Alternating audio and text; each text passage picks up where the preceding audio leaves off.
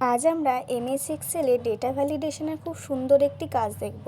এখানে আমি বেশ কিছু সেলের মধ্যে কিছু বর্ডার ইনপুট করে নিয়েছি। আমি চাইছি এই নির্দিষ্ট সেলগুলির মধ্যে আমি কেবল 50 থেকে 100-র মধ্যে ডেটা ইনপুট করতে পারবো, 50-এর কম বা 100-র বেশি পারবো না। এক্ষেত্রে সবার প্রথমে সম্পূর্ণ সেলস কটাকে সিলেকশন করে নেব।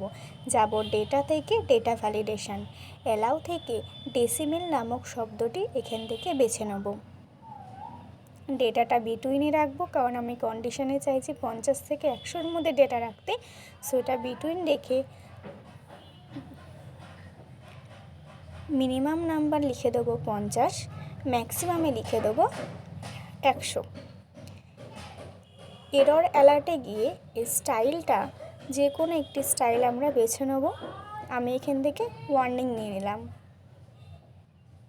দেন ওকে করলেই এখানে যখন আমি কিছু নাম্বারস লিখব 50-100-র মধ্যে, তখন আমি দেখব অন্য সেলে যেতে পারছি। কিন্তু যখনই 50-এর কম বা 100-র বেশি দেব, তখন আমরা দেখব যে এরকম একটি এরর মেসেজ দেখিয়ে দিচ্ছে।